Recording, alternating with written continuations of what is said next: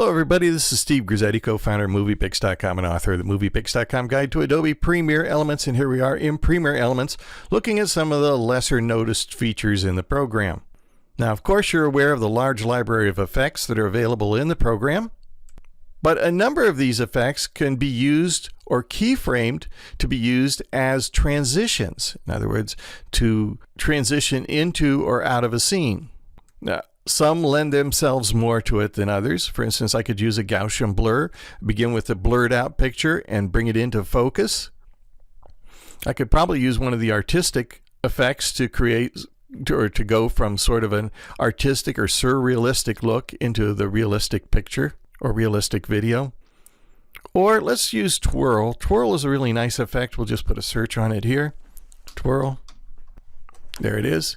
And I'll drag it down onto my clip and we'll close it. Now I'm going to keyframe this effect because as you can see it has no effect right now, or very little effect, no noticeable effect, but I'm going to come in just about a second here, as long as the transition typically lasts. With the clip selected on the timeline, I'm going to go over and open up Applied Effects. It's here in Applied Effects that we can do our keyframing. We open up the keyframe controller by clicking on the little stopwatch in the upper right hand corner. Our playhead is in position about a second into the clip. We'll turn on keyframes or toggle on animation, which will draw little keyframes right at the position of the playhead. And that's how keyframing works, right? It creates little keyframes. Each keyframe represents a setting. In this particular case, these keyframes, this setting means no effect at all. Now I'll drag the playhead to the beginning of the clip, and I'm going to go over to twirl angle and just shove it all the way to maximum.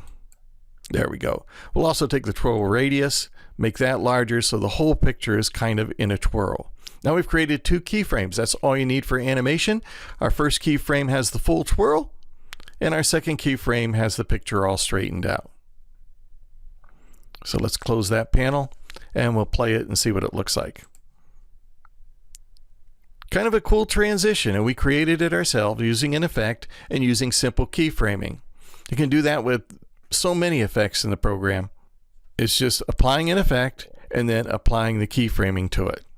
Just for kicks, because we got a couple of seconds, let's close off the search on twirl and let's use one of these artistic effects. We'll take something that's a little more abstract, like a modern effect,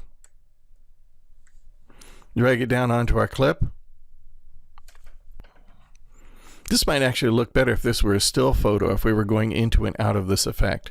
But in this case, our effect is fully on, so that's going to be our closing keyframe. So with that clip and the playhead right at the end of that clip, with that clip selected, we're going over again to Applied Effects. And in our keyframe controller, with the playhead at the very end, we're going to turn on animation for this modern look. And then we'll close the panel. Move the playhead in just about a second or so. And again, open up Applied Effects. And with the playhead in that particular position, we'll set intensity down to 0. It's better to do that by typing in the number in this case. There we go, 0. So now we have no effect applied. And these two keyframes create the animation that will be sort of our transition out of this scene. So let's close the panel. And let's render this because it's kind of an intense effect. Only takes a moment or so to render the timeline. Whenever you're dealing with an intense effect or something that the program has to work really hard to create, it's always best to render your preview on your timeline. And then let's play it and see how it looks. There we go. It wasn't real obvious, but we went from a realistic looking picture to a surrealistic looking picture.